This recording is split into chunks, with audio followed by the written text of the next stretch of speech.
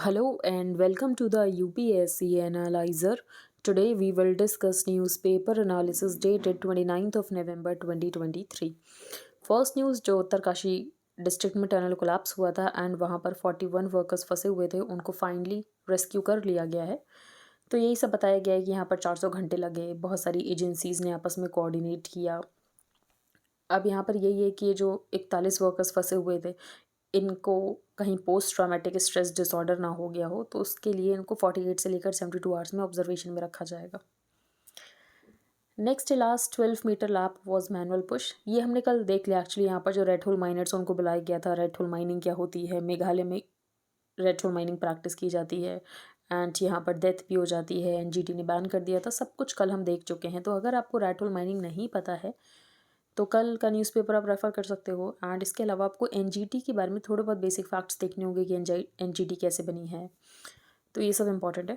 आगे हम चलते हैं। यहाँ पर कोई इंपॉर्टेंट न्यूज़ नहीं है। सार्क, तो सार्क क्या फेल हो गई है एज एन ऑर्गेनाइजेशन?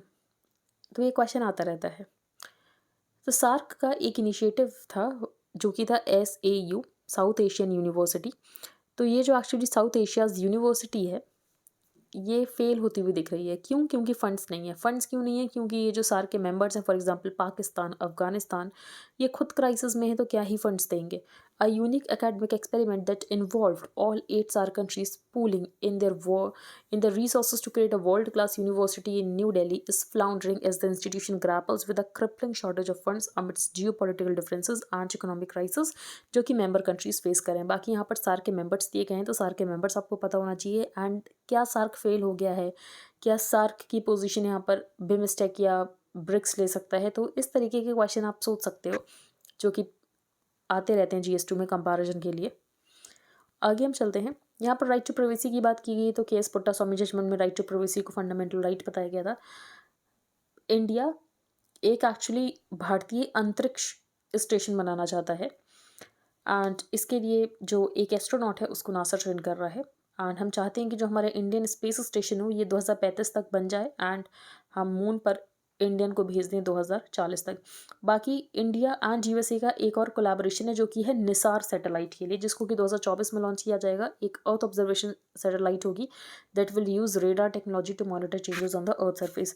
तो इंडिया यूएसए स्पेस कोलैबोरेशन, तो वहाँ पर आप ये दोनों पॉइंट ज़रूर मेंशन कर सकते हो। कॉम्बैटिंग फ्रॉड, तो कल एक्चुअली हमने डिस्कस किया था कि जो डिजिटल पेमेंट्स हैं ये बढ़ी हैं, लेकिन साथ ही साथ फ्रॉड भी बहुत ज़्यादा है। तो इस फ्रॉड को ही कम करने के लिए पर जो सेंट्रल गवर्नमेंट है वो ये सोच रही है कि बेसिकली जो 2,000 रुपये की ट्रांजैक्शंस हैं उसको लेकर थोड़ा डिले होना चाहिए। तो ऑथर ने यही बताया है कि ये जो आप मेजर्स लोगे इसकी वजह से पेमेंट सिस्टम में फ्रिक्शन क्रिएट हो सकता है। तो क्या करना है, लोगों को अवेयर करना है कि किस तरीके से यहाँ पर फ्रॉड हो रहे हैं। तो लोगों को यहाँ पर अवेयरनेस आपको फैलानी पड़ेगी, लोगों को एजुकेट करना पड़ेगा। So since its launch in 2016, UPI has transformed the payment landscape in the country. The pace of its adoption has been staggering. 11.4 billion transactions हुए हैं, worth rupees 17.15 lakh crore were routed through the system. And ये बताया गया कि यहाँ पर measures लेने की बात की गई, लेकिन ये measures की वजह से एक्चुअली जो डिजिटल ट्रांजैक्शन हम देख रहे हैं ये कम होने लग जाएंगे। नेक्स्ट यहाँ पर द डेथ ऑफ प्रांशु, तो एक्चुअली प्रांशु एक क्वेयर चाइल्ड था एंड इसकी बुलिंग होती थी जिसकी वजह से इसने यहाँ पर सुसाइड कर लिया है। तो यही बताया गया कि जो क्वेयर किड्स हैं इनके साथ कितनी ज़्यादा बुलिंग होती है। नेम कॉलिंग तो ये सिर्फ टिप ऑफ द आइसबर्ग है, बाकी इनको बहुत ज़्यादा बुलिंग को फेस करना पड़ता है। डेटा इज़ क्लियर ग्लोबली कि जो LGBTQ+ young people continue to suffer higher health and suicide risk than their peers. State के पास भी कोई खास मेजर्स नहीं है इस बुलिंग के अगेंस्ट। तो फॉर एग्जांपल यहाँ पर एक एग्जांपल दिया गया है कि NCERT ने एक्चुअली ये कहा था कि एक टीचर ट्रेनिंग मैनुअल होगा जो कि एक अच्छा स्टेप हो सकता था क्विड चिल्ड्रन को हेल्प करने के लिए। लेकिन उसके बाद NCPCR जो है ऑपोजिशन करती है कि इसकी वजह से जो बच्चे हैं उनमें जेंडर डिस्फोरिया हो सकता है, जिसकी वजह से इस मैनुअल को वापस ले लिया गया था। तो ऑथर ने यही कहा है कि NCPCR की जो यहाँ पर रिस्पॉन्सिबिलिटी है, NCPCR का जो मैंडेट है वो सिर्फ क्या यहाँ पर सिस जेंडर या हेट्रोसेक्सुअल किड्स को ही कवर करता है, क्या वो होमोसेक्सुअल किड्स को कवर नहीं करता है? तो ये सारे यहाँ पर ऑथर के क्वेश्चन हैं। नेक्स्ट है स्विंग इन द मॉलडीव्स। तो एक्चुअली मॉलडीव्स में जब से इनके नए प्रेसिडेंट आए हैं मोहम्मद मोइज़ू, तो ये प्रो चाइना थे, ये तो हमें पता था। अभी ये टर्की जा रहे हैं। तो ऑथर ने यही कहा कि ये जो छोटे स्टेट्स थे ना, पहले ये पॉन्स थे, लेकिन अभी ये बहुत इंपॉर्टेंट रोल प्ले कर रहे हैं एंड ये डिसाइड करते हैं कि ये किसके साथ रिलेशंस रखना चाहते हैं।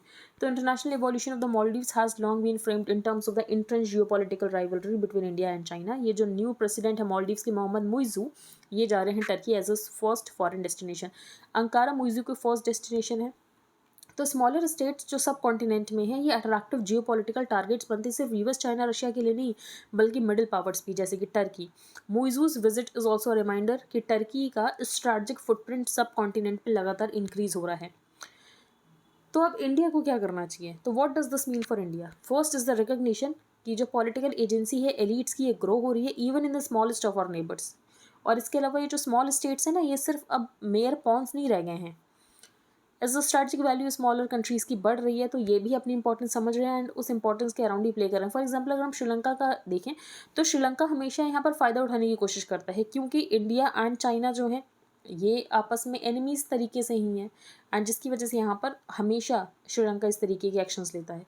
तो if Abdulla Yameen the president of the Maldives from 2013 to 2018 played the China card against Delhi, लेकिन उसके बाद यहाँ पर जो इब्राहिम सोली आते हैं, इनकी इंडिया फर्स्ट पॉलिसी होती है। अभी मुइज़ू आते हैं एंड मुइज़ू ने पावर क्लेम करने से पहले मॉलडीव्स में इंडिया आउट कैंपेन स्टार्ट कराया था।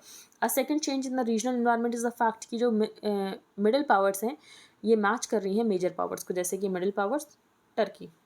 तो इंडिया को क्या करना चाहिए? तो one is the importance of India's geographical proximity to the Maldives. Second, India needs more and not less engagement with the domestic politics, क्योंकि मॉलडीव्स की जो डोमेस्टिक पॉलिटिक्स होती है वो डायरेक्टली एक्सटर्नल रिलेशंस के ऊपर फ़र्क डाल रही है। इंडिया को गल्फ कंट्रीज़ के साथ काम करना चाहिए to prevent any political destabilization of the Maldives by Turkey. And Turkey जिस तरीके से मॉलडीव्स में अपने यहाँ पर फुटप्रिंट्स को बढ़ा रहा है, तो दिल्ली डिफेंसिव स्ट्रैटेजी नहीं रख सकता है। Turkey's rise is real and इसका सब कॉन्टिनेंट के ऊपर ज़रूर फर्क पड़ेगा। नेक्स्ट यहाँ पर बताया गया आफ्टर 26/11 आ न्यू टेरर अटैक, लेकिन ये जो न्यू टेरर अटैक होगा है 26/11 की तरह नहीं होगा, ये होगा साइबर अटैक। तो हमें साइबर अटैक के लिए प्रिपेयर रहने की ज़रूरत है। तो सबसे पहले बताया कि Mumbai has the infamous distinction and यहाँ पर सबसे ज़्यादा टेरर अटैक सिटी हैं। 26/11 टेरर अटैक्स कैसे डिफरेंट था इस उससे पहले टेरर अटैक से, एंड 26/11 अटैक के बारे में ये बताया गया है कि यहाँ पर पहले से इंटेलिजेंस थी कि सी बाउंड टेरर अटैक हो सकता है, और प्रधान कमेटी बनती है इसके बाद ये जब टेरर अटैक होता है, एंड प्रधान कमेटी कहती है कि पहले से इंटेलिजेंस थी कि टेरर अटैक हो सकता है, उसके बाद भी यहाँ पर कोई एक्शन नहीं लिया गया। तो after the attacks and based on the recommendations of the Ram Pradhan committee report, government of India and government of Maharashtra ने बहुत सारे चेंजेस किए।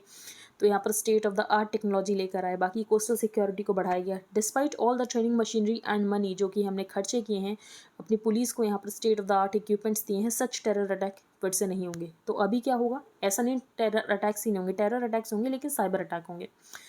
तो फॉर एग्जांपल यहाँ पर इजराइल की बात की गई है कि हमास ने इतना बड़ा अटैक किया, इजराइल को पता भी नहीं चला, आयरन डोम सिस्टम यहाँ पर फेल हो गया। तो आयरन डोम सिस्टम क्या है? Is the system design to intercept and destroy short range rockets and artillery shells fired from distance of 4 to 70 kilometre away. तो एक बार क्वेश्चन आ चुका है कि S-400 एंड आयरन डोम में क्या डिफरेंस था। अब ये क्वेश्चन रिपीट तो वैसे भी नहीं होगा। साइबर वॉरफेयर के बारे में बताया गया। तो इंटरनल सिक्योरिटी में साइबर वॉरफेयर ये टॉपिक आपको प्रिपेयर करना है। यहाँ पर आपको सिर्फ डेटा मिलेगा, इससे ज़्यादा यहाँ पर कुछ नहीं है। तो कैसे हम टैकल कर सकते हैं साइबर वॉरफेयर को? तो सबसे पहले लोगों को एजुकेट करने की ज़रूरत है, बच्चों को एडुकेट करने की ज़रूरत है साइबर थ्रेट्स को लेकर, and safety and security measures को लेने की ज़रूरत है, सिटीजन्स को ट्रेन करने की ज़रूरत है, गवर्नमेंट डिपार्टमेंट्स एंड एजेंसीज इनको एडिक्वेट ट्रेनिंग एंड इनको रिक्वायर्ड मॉनिटरिंग एंड इक्विपमेंट देने की ज़रूरत है। If India wants to achieve its goal of becoming a global player and $1 trillion economy, तो हमें साइबर सिक्योरिटी वॉरफेयर के लिए प्रिपेयर रहना है। And agenda for the CGI, तो यही कहा गया है कि बहुत सारे केसेस पेंडिंग है, कलेजियम सिस्टम में यहाँ पर ट्रांसपेरेंसी नहीं है, बाकी यहाँ पर सेपरेशन ऑफ पावर्स का ध्यान नहीं रखा जाता है। तो ये सारी चीज़ें CGI को करनी चाहिए। तो ये बहुत स्पेसिफिक आर्टिकल है। जुडिशरी में रिफॉर्म्स, तो उसमें आपको 1-2 पॉइंट्स मिल जाएंगे। फॉर एग्जांपल यहाँ पर लगभग 4 करोड़ केसेस जो है वो पेंडिंग है। प्रिजन स्टैटिक्स इंडिया के अकॉर्डिंग यहाँ पर कुछ 1,54,447 अंडर ट्रायल्स हैं एंड ये जेल में लैंग्वेज कर रहे हैं, जबकि 1977 में सुप्रीम कोर्ट ने डिक्लेयर किया था कि बेसिक रूल होना चाहिए बेल नॉट जेल, लेकिन उसके बाद भी इतने सारे लोग अंडर ट्रायल्स में हैं। एंड ये भी नहीं है कि ये लोग भाग जाएंगे अगर उनको छोड़ दिया गया, फिर भी इनको अपने जेल में रख रखा है। तो CGI एंड एवरी जज appointed under the collegium system must remember कि independence of the judiciary important है and basic structure of the constitution है, जो कि सेकेंड जजेस केस में कहा गया था। नेक्स्ट हम चलते हैं आगे। टनल रेस्क्यू, तो बेसिकली उन सब की ही स्टोरीज बताई गई हैं। Israel Hamas hold fire, and basically यही कहा इजराइल ने कि ट्रूस तब तक चलता रहेगा जब तक यहाँ पर हमास डेली 10 होस्टेजेस को रिलीज़ करता रहेगा। Finance ministry suggest tighter cyber norms and जो म्यूल अकाउंट्स हैं उनका क्लोजर। म्यूल अकाउंट्स क्या होते हैं, तो फॉर एग्जांपल यहाँ पर आपने डीमोनेटाइजेशन के टाइम ये नाम बहुत सुना होगा, म्यूल अकाउंट्स। तो क्या किया जा रहा था, फॉर एग्जांपल अपने किसी जो लोगों के लिए काम करते हैं, उनके सर्वेंट्स टाइप होते हैं, तो एक्चुअली उनके अकाउंट्स खुलवा दिए एंड उनके अकाउंट्स में पैसा ट्रांसफ़र कर दिया। तो ये जो होता है बेसिकली यूज़ करना, किसी के अकाउंट को यूज़ करना, म्यूल अकाउंट्स। नाम किसी और का लेकिन यूज़ कोई और कर रहा, तो ये म्यूल अकाउंट है। नेक्स्ट है who is Milei what's dollarization. तो अर्जेंटीना की जो प्रेसिडेंट इलेक्ट हैं उन्हीं का नाम है ये। तो ये प्रपोज करें डॉलराइजेशन। अभी डॉलराइजेशन का मतलब ये है कि जो अर्जेंटीना की करेंसी होगी इसको ख़त्म किया जा रहा है एंड अर्जेंटीना की डोमेस्टिक करेंसी भी डॉलर ही होगी, जो यूएस डॉलर है। एंड एक्सटर्नल ट्रेड तो डॉलर से होता ही होता है। अब ये डॉलराइजेशन की बात क्यों कर रहे हैं, क्योंकि अर्जेंटीना में इन्फ्लेशन बहुत ज़्यादा है। इन्फ्लेशन कैसे आया, तो इनकी सरकार ने बहुत सारा पैसा छाप छाप कर लोगों को दिया।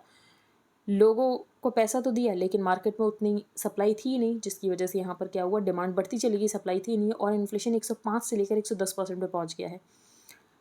तो सरकारों को हमेशा इस बात का लालच रहता है कि सरकारें आती हैं लोगों को खुश करने के लिए, पैसा प्रिंट करा करा के लोगों को देती हैं, जिसकी वजह से यहाँ पर इन्फ्लेशन होता है। तो ये प्रॉब्लम ही सॉल्व हो जाए, तो उसके लिए यहाँ पर प्रपोज किया जा रहा है डॉलराइजेशन। तो डॉलर्स तो इनकी सरकार नहीं छाप सकती, डॉलर्स तो यहाँ पर यूएसए ही छाप सकता है, एंड जिसकी वजह से इनकी जो प्रॉब्लम है इन्फ्लेशन की वो खत्म हो जाएगी। लेकिन क्या इतना आसान है सब कुछ खत्म करना?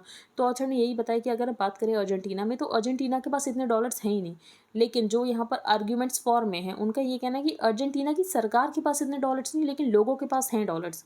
तो लोगों ने अपने अकाउंट्स में डॉलर्स रख रखे हैं, तो जब यहाँ पर डॉलराइजेशन शुरू होगा तो लोगों के डॉलर्स उनके अकाउंट से बाहर निकलेंगे, तो हो जाएगी ये प्रॉब्लम सॉल्व। यहाँ पर बात किया गया है पार्थेनॉन स्कल्पचर्स, तो एक्चुअली ग्रीस के हैं, जो कि यूके के म्यूजियम में है, एंड जिसकी वजह से यहाँ पर टॉक्स होंगी।